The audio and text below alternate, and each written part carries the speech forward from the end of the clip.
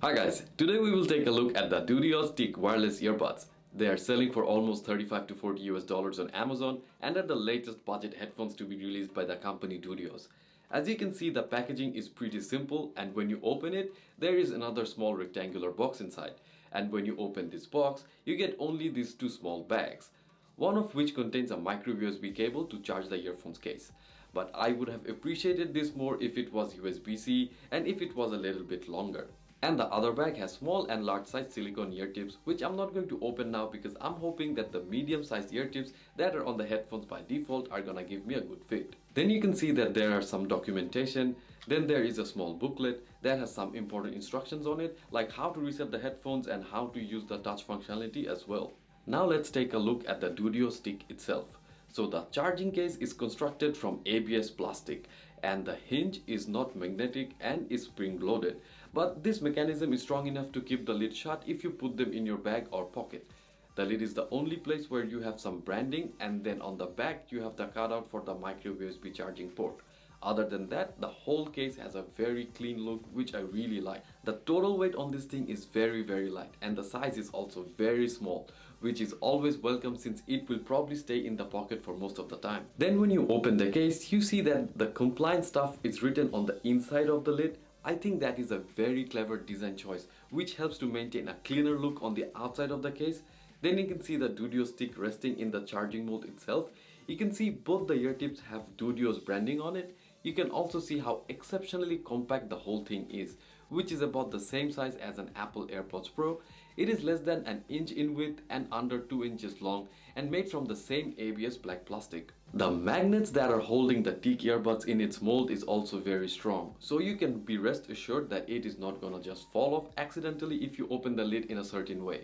Now let's talk about the battery and charging. When the battery is fully dry on the Tic earbuds itself, it only takes 2 hours to fully charge them, and the charging case also takes another 2 hours to charge up to 100% from completely dry. This is more than any USB-C charging because you are charging this via micro USB. But once fully charged, you will get 3 to 4 hours of listening time depending on of course how you use it, and the case will provide another 4.5 recharges, which is not best, but it is decent and should last most people at least a whole day or two with no problems. This has Bluetooth 5.0 of course, and connecting it to my iPhone was a breeze. All you have to do is take the Tic earbuds out of its case and wait a few seconds for the name to pop up on your Bluetooth list, and then as soon as you click, you're connected. Now for the million-dollar question, which is the sound quality, and I think it is pretty good for a headphone that is this compact and has such small drivers. You will also get good bass out of this, but don't expect too much punch on the lower end.